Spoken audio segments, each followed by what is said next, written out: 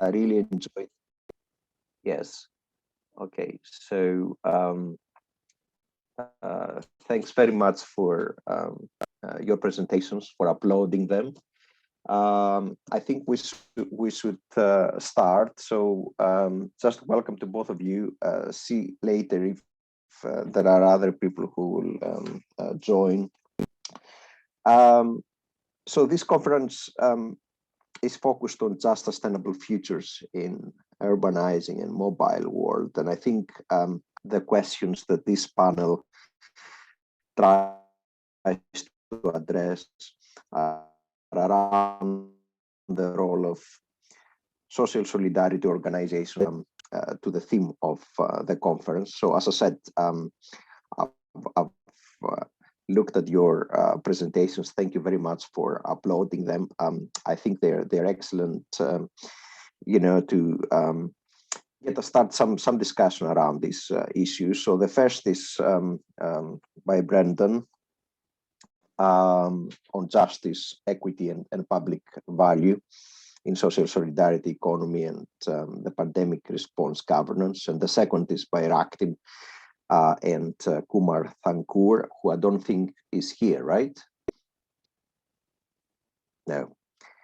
On operationalization of care through solidarity networks initiatives by Quarantine Youth Student Network in Kolkata during the pandemic. Now, I think we should start with Brendan, because Brendan is giving us this conceptual framework to understand public value, and then we should move to Raktim. So you have 10-minute seats. That's extended time basically for you to summarize what you have presented.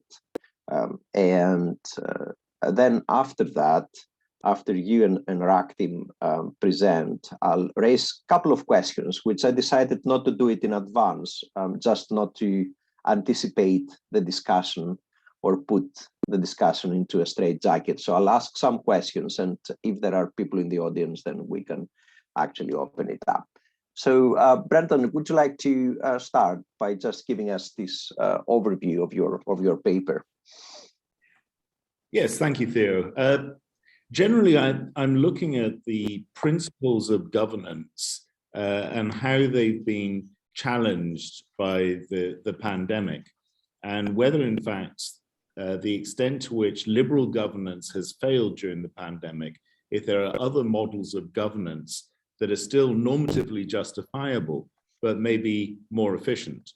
And in my presentation, I go through the liberal perspectives, especially the human rights emphasis of liberalism and the idea of individuals as human rights bearers, that there's a limit to what you can do to the individuals to get them to sacrifice a degree of their rights and entitlements for the common good. And then I mentioned that even more so in the case of libertarians, the inalienable individual human rights mean that there's little or anything those who govern can do to provide for public welfare against the individual wishes of the citizens. This, of course, isn't really tenable under conditions of pandemics.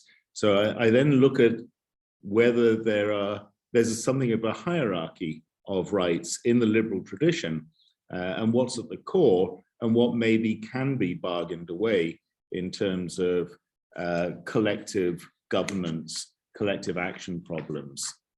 So here I move into the realm of public virtue or civic virtue, the idea that, yes, we're all individuals with rights, but at the same time we have responsibilities to the other individuals that make up part of our community. And in terms of pandemic response, I note that East Asian polities seem to have done significantly better in responding to COVID-19 than have the Western liberal democracies. And this raises the question, why and how was this achieved? And the pat answer that we've seen in the media is, well, of course, East Asian societies are inherently authoritarian. This is complete nonsense. They are not inherently anything. However, they have had different epistemological developments, different historical experiences that maybe allow individuals within these communities to recognize the threat and danger of pandemics and the appropriateness of taking measures that are of very limited inconvenience to one's own freedoms, but can provide safety for others. So the idea that the right to life trumps these other individual freedoms, the freedom not to wear a mask, for instance. And it's not the authoritarian nature of Asian societies that leads to this acceptance. It's actually the socially constructed nature of Asian societies, that any society can learn the appropriateness of this behavior. And finally, I conclude with the idea that maybe there's an overlapping consensus between different epistemological traditions, that there is this hierarchy of rights, that at the center we have the right to life, although even that is not universally abided by when we think of the death penalty or also the abortion debates. But alongside this, I think there's also an overlapping consensus on the abhorrence of violating personal bodily integrity. So that's why it's as far as I'm aware, no one is forcing people to get vaccinated.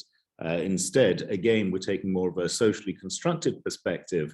We're making it more difficult for the unvaccinated to participate in social life. And in some countries, there are rewards being offered to become vaccinated. So it's kind of a socialization of public value norms that is the way forward in terms of pandemic response. So I think that is just about my time allocated, and I welcome any questions or comments.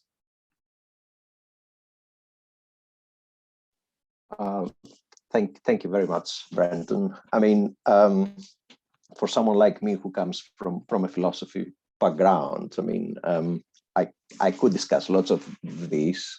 I guess, I mean, especially the sort of Rawlsian perspective of liberalism that you seem to have, but we can come to that. I also understand that, I mean, this argument has also implications about what we think in terms of social solidarity and how we respond to the pandemic, just making the transient some individualized for the sake of the common good. So that's great. Raktim now comes from a sort of different perspective and looks from the bottom up, not the normative, but what emerged in the ground. So Raktim, could you summarize your work with solidarity networks in India? Yeah, sure. Thanks, Theo. So I'll just share my screen to kind of summarize some of the arguments which I was making in the presentation. So this research we started during the pandemic time almost. And when we were trying to look at, so it is part of a bigger project which also comparatively looks at mutual aid in the UK and in London particularly, and looking at Quarantine Student Youth Network in Calcutta. Both are solidarity networks and both operated quite differently and both had quite different forms of demands among society. And kind of following what Brendan was highlighting, that there are also normative idea about East Asian societies, how they operate, and which we also found which is also very true in the context of Southeast Asian communities. And the way they operated during the pandemic, even in London, those Southeast Asian communities who were kind of located, they didn't require solidarity networks much for their need. The reason being because many of the mutual aid groups were not even getting any phone calls from people to get any help. And the reason being, so Southeast Asian communities in London already had certain kind of social capital, which has been kind of flourished over time, where mosques were also involved, particularly in East London. So they didn't require these mutual aid groups, which are kind of bunch of white middle-class men who are coming to your door, who were not known to you. And then suddenly they are asking if you need help. So they didn't feel trusted. Whereas it was very different when I looked at the Quarantine Student Youth Network in Calcutta when they operated, and because they already had a presence within the community before the pandemic, and which also helped to shape this particular solidarity network to flourish and also provided care quite differently. So within our research, we were trying to look at two important things. One is, how do we look at politics of care through solidarity networks? Because care is also something as a kind of important thematic area which emerged during the pandemic. So everyone was kind of highlighting care work, which were also happening from the state, where state were kind of sponsoring some kind of acknowledgement of care work, and also they were kind of building an image that they are the champions of providing care work, which happened in the UK, where clap for carers, which also happened in India, the context I'm also familiar with. So everywhere the state kind of captured this care work, and they kind of portrayed themselves as a savior and champions of care work. Whereas there is also certain kind of care work which operationalized outside the state premise, outside civil society's premise. And I'm much more interested to those kind of informal solidarity networks through which care got operationalized. And with this research also, we are trying to argue against the normative idea of infrastructure. When we look at infrastructure, when we think about infrastructure, we always think about hard infrastructure, which is roads, railways, or even water, sanitation. But how social capital can also be used as an infrastructure, that is kind of under researched. So that is also kind of our argument against the normative idea of infrastructure, how we look at solidarity networks also as infrastructure, because they also provide support, they provide care, they also have certain kind of resource mobilization strategy within themselves. They have a network through which they operationalize certain things. So that's why we argue that we should also look at solidarity networks as a form of infrastructure. So our research was kind of a 6 months ethnographic study in Calcutta, and we interviewed almost 20 volunteers from Quarantine Student Youth Network during that time. So I'll skip through some of the discussions which I already had in the presentation, which I have uploaded. So Quarantine Student Network, Student Youth Network just didn't start it during the pandemic. They just had that name of Quarantine Student Youth Network during the pandemic, but they were operationalizing a lot of care work before the pandemic. It started even 2015 when Nepal earthquake happened. So some group of students, they just mobilized some resources for the earthquake victims. Then they were also operationalized during the Delhi communal riot in 2020, and also during a cyclone which happened in the southern part of West Bengal before the pandemic. So they argue that they don't have a formal organizational structure. It's an informal collective of people with similar political ideology. And this is also very important to understand, because many of the times we look at care through economic terms. Many of the times care is also looked at commodification of self-care, which is also kind of a neoliberal understanding of care. Whereas these solidarity networks, they look care more as a political act. This political act is only possible through sharing and also through politics of connectivity, as they kind of highlight. And these solidarity networks, they don't identify themselves as civil society. They don't neither identify, also align themselves with the state, because they are critiquing both state and civil society, because in a way, in the Calcutta context, they realize that state completely failed to support vulnerable communities, and civil society organizations which came into the picture to support people, they were much more busy with the photo taking opportunities and promotion of their work, but not actually providing care or support to the community. So they kind of also critical about those kind of civil society organization, and they say it is a political organization. So it is a political act. We are not affiliated to any political organization, but CARE is a political act for us. And we have a similar political ideology for a just world. And that's why we kind of conglomerated and provided support to people. And they adopted a very collective decision-making process. And they also try to blur the boundary between caregiver and care receiver. So the people who were receiving care were mainly, they operationalized care in two ways. One is to open up certain community kitchens in impoverished neighborhoods, and also open up certain kind of community-run school in those neighborhoods. So when I say about their blurring the boundary between caregiver and receiver, what they did, so the person who is eating in those community kitchen, probably a shed which was not used before, that of that person is used as the kitchen. Some of the members of the community were cooking for other members of the community, and they were also eating in the same kitchen. Some were busy with transportation of groceries and other kind of things. And so community became part of the entire process of care. So those who were receiving care were also participating in providing care. So that's kind of a very interesting thing which happened with this particular network when they tried to operationalize care. There were always a collective decision-making process.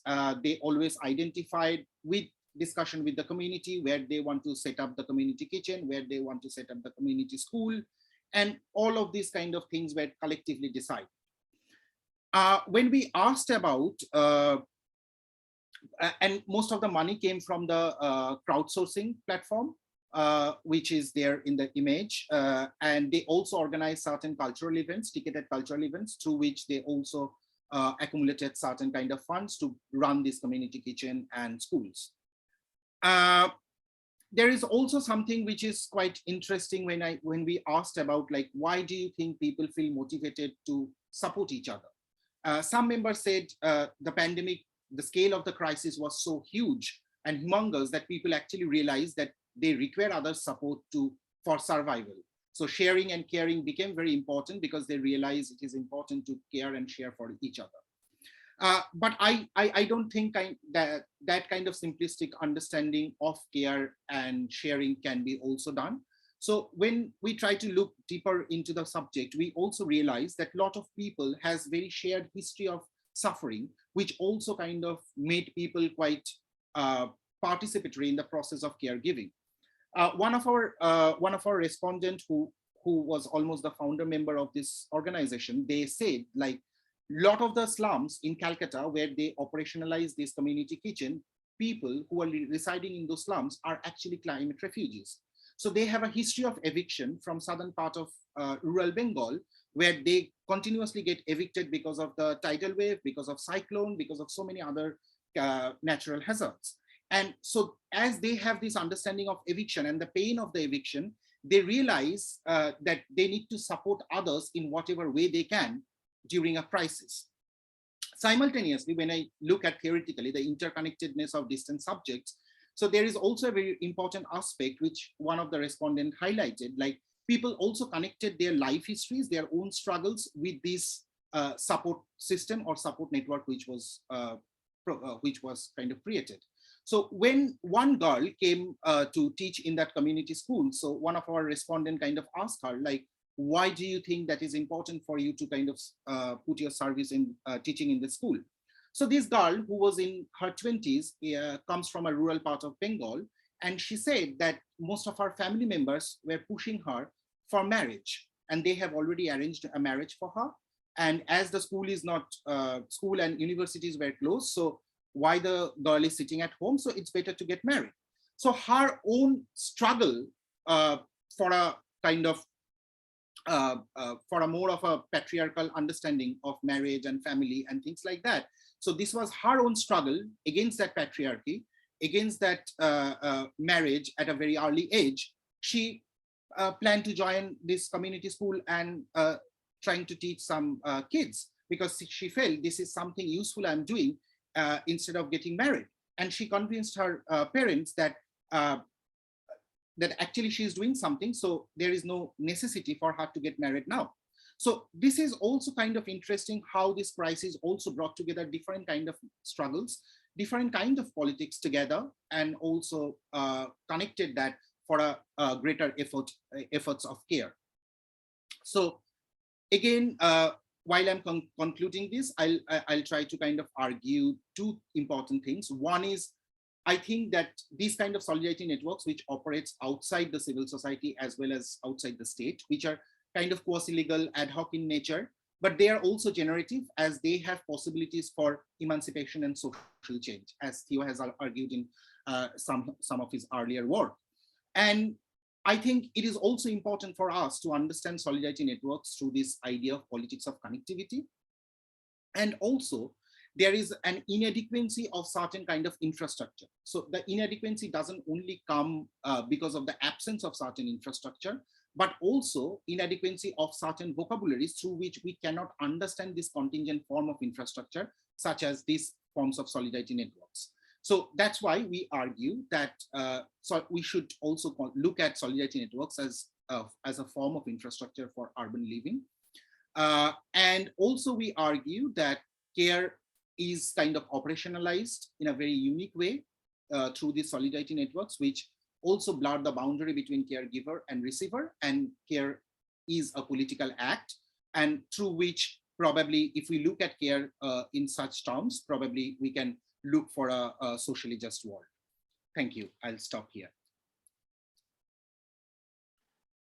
Thank you, Raktim, and thank you, Brendan. Now, this is quite interesting because the first paper is basically about the sort of justifications which have taken place and led to different responses to the pandemic. And Brendan starts from observing the fact that liberal democracies basically didn't respond as well as other type of democracies, especially in the East. And here, I mean, this raises the question for me about the conflict between what liberalism understands in terms of freedom in relation to private property rights, and then what Brendan thinks of existential rights. So is it the case then that the pandemic and the responses to the pandemic from different political perspectives has brought to fore this conflict between freedom, liberal freedoms in relation to private property rights and individualism and existential rights? So that's the first question for Brendan, as well as I would love to have a little bit more on how do we define public value, and is there such thing as a global public value? So these are two questions for Brendan. And then for Raktim, I mean, I would love to know a little bit more about how he defines this notion of politics of connectivity, and what kind of discourses have been taking place in this kind of solidarity networks, which interestingly, I find that pretty interesting. I mean, if I want to go back to the kind of theoretical frameworks that Brendan used, I mean, this sort of reminds me a kind of Nozikian argument about these mutual protection associations, right, which happen in the absence of the state. I mean, in his Anarchy State and Utopia, he argued about this mutual protection associations, right? The state is not there, so people want to protect each other. But then what happens after that? What happens to these solidarity networks, to these associations after the pandemic? So I would love to have your reactions to this. So Brendan first and Raktim afterwards. Thank you very much, Theo. Yes, that certainly there's a lot to discuss in answer to your two questions. Starting with the liberal perspective, the clash between entitlement to life and similar existential rights and liberties regarding property, freely disposing of your property. This is the central tension, I think, within the two sides of the liberal discourse. I mean, liberalism is so broad anyway, even before you include libertarianism. It comes down to this argument that, do we consider all rights to be equally important, or is there actually a hierarchy of rights? Now, of course, for liberals, it's quite difficult for them to admit that there's a hierarchy of rights. But I think quite clearly, if we look for all epistemological traditions, there is something of a hierarchy. And I think it's very problematic for anyone to justify the defense of property rights if that means violating existential rights. So this sort of bleeds into the second question as well, that I think there is an overlapping consensus between all epistemological communities and traditions that the right to life is central. Where it becomes interesting, however, is whether we're looking at top-down governance performance, or if we're looking at bottom-up social evolution and construction. And this actually goes to something that Raktin said earlier, that there's the shared experience of suffering makes the social capital more viable. And I certainly found that in my own research as well, when I was looking at disaster resilience in both Myanmar and the Philippines, that the societies that had the strongest social capital were those that dealt with the disaster best. And I think that's the real divide between East and West in terms of their success in responding to the pandemic.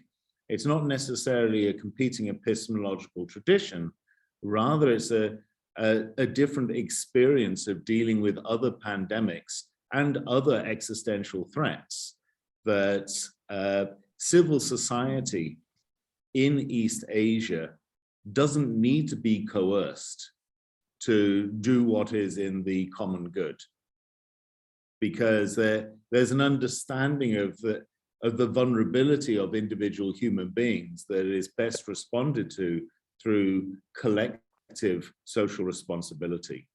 So I think a lot of this is related to my work on human security, that I differentiate human security from human rights because of these problems with the liberal human rights regime, that instead I look at concentric circles of rights, if you like, starting with the central epistemological concept of the right to life.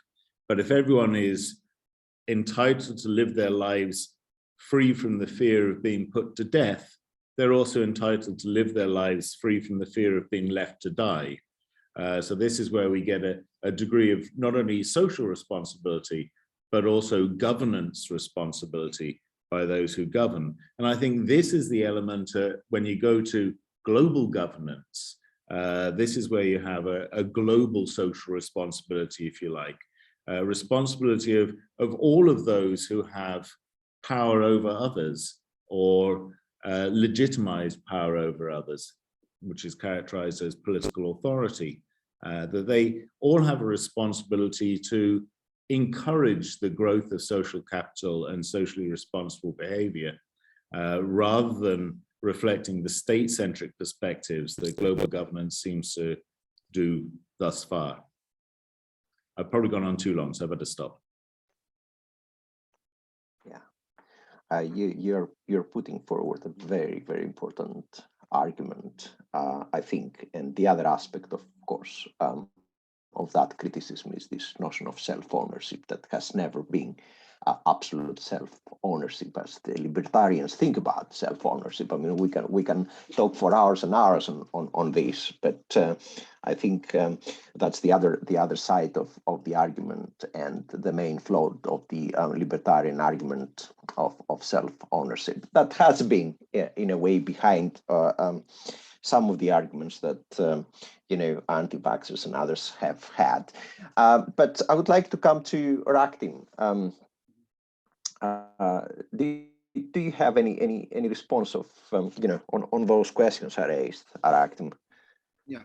So this idea of politics of connectivity is kind of, I'm borrowing from Doreen Massey's work, and where she means it is the mutual constitution of distant materiality. So it operates at a collective level. So here, when I look at that, one woman is kind of connecting her story of not getting married to teaching kids and to actually participate in a care work during the pandemic. So probably this girl who is trying to resist against her marriage has very little kind of similarity with those slum dwellers because the struggles are very different. But somehow she connect this distant subject because she can link that with her own struggle.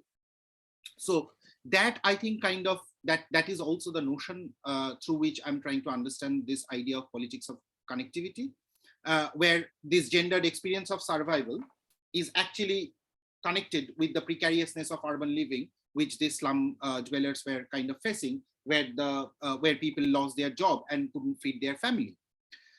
So this is the aspect of politics of connectivity. And the second question which you asked, which is kind of very interesting and which was also kind of came up quite prominently during when we were doing this research, which is what is the lifespan for all these kind of solidarity networks when we look at not only in crisis, how they can sustain for a longer time period. So firstly, Quarantine Student Youth Network is still sustaining, still running their community schools, not the kitchens anymore, but they're still sustaining with the running of community schools. Whereas Mutual Aid UK, which kind of crumbled when the pandemic, when the lockdown were lifted. And people who were associated with Mutual Aid in London, who were volunteering, they were actually also involved in some other form of mobilization. Say, for example, one of our respondents were also a union member of IWGB, which is the Independent Workers Union of Great Britain. So they were also, IWGB had their own network of providing care. So this person were participating both in IWGB's network as well as Mutual Aid in his borough. And he found that IWGB getting more demands from people than Mutual Aid, when kind of both were trying to serve people. And when we kind of asked him, like, why do you think that was happening? And he realized, he kind of said, like, I am being a white person going to East London within Bangladeshi communities, they didn't trust me. Whereas being a union member of IWGB, so our union workers, they already knew us, so they trusted us. And that's why they kind of brought their demands to us. So as this mutual aid group kind of flourished only during the pandemic, when people felt an urge for volunteering act, and they didn't have much connectivity with their neighbor. In some cases, mutual aid group in some boroughs also act as a neighborhood watch, which is kind of going into more of an middle class activism. They also kind of try to surveil some of the racial minority in that borough. So there are a lot of different kind of politics which were happening. So the political objective was not just for politics of sharing, politics of caring, or didn't have a clear political objective. And that probably, I think that's why mutual aid groups suffered quite a lot in the UK context. Whereas in the US, so some people also participated in a podcast series, which we developed as part of this project, where there are a very strong trans activist group who were already mobilizing people for trans rights and different kind of sexual rights and things like that.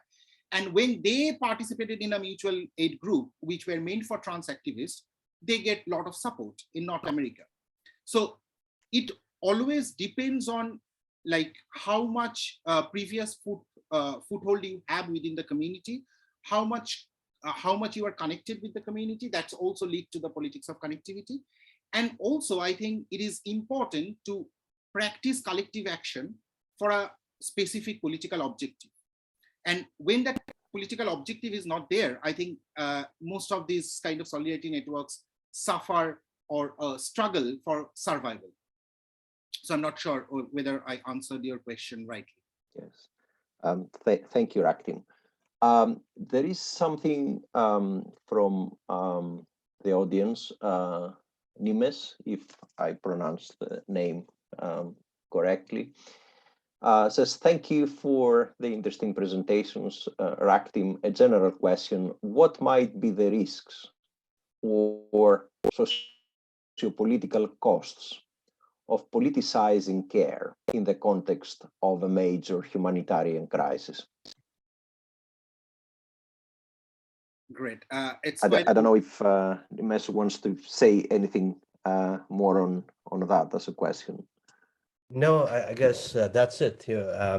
But thanks. Sorry, I happened to join in a bit late, but fascinating. But I listened to both of your presentations, and I think there's quite a bit of interconnection between what I do. I also work on the issue of sort of basically I work at the intersection between disaster and democratic politics, mostly looking at it through the lens of citizen participation, accountability, and justice. So.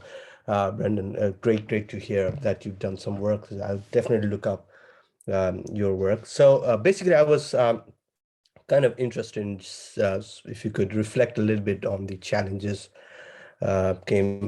mostly what might be the risk of sort of organizing in this very difficult context. So it's obviously it's not just a major humanitarian crisis, but it's also heavily from what we know, polarized political context, and not to mention other forms of sort of vigilantism and other kinds of things that are happening. So I guess just generally, what are the challenges or the risk of that marginalized communities might face?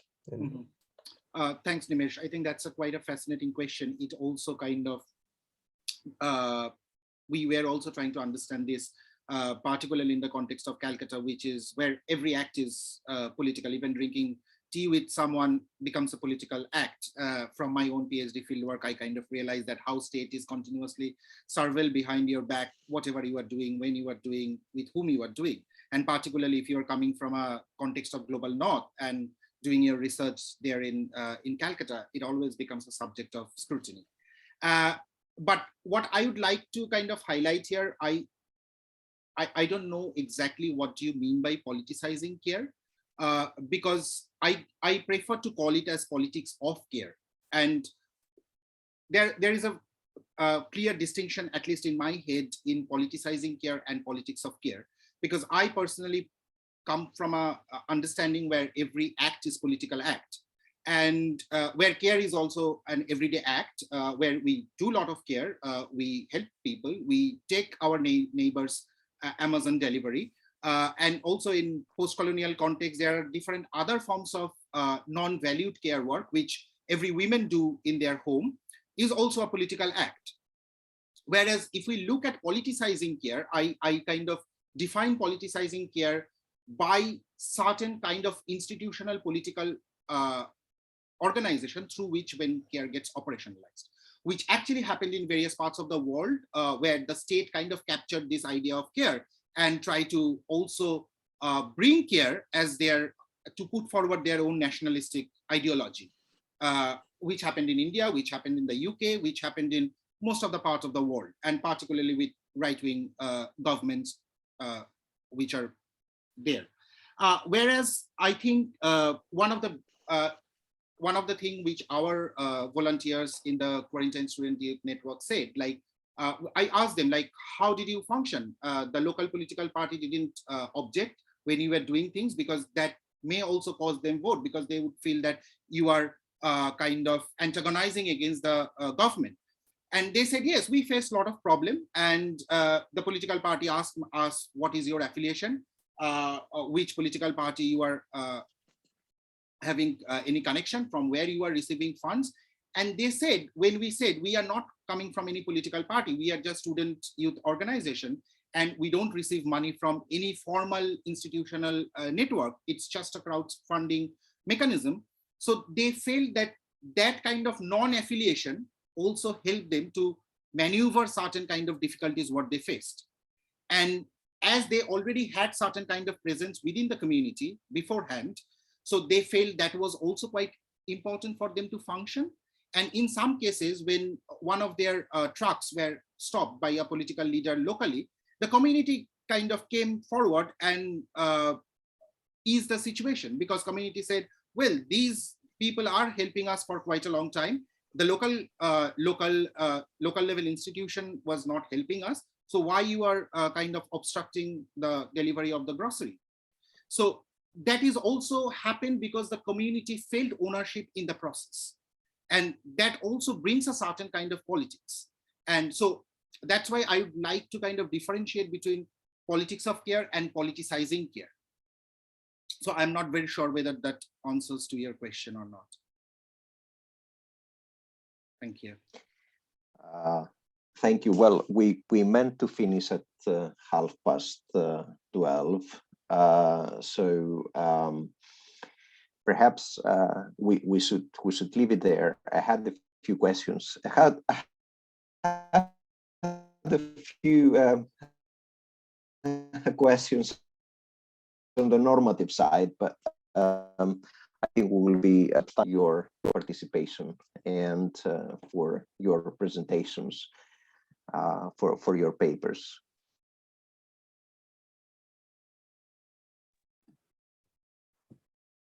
Thank you very much, Theo, for organizing this.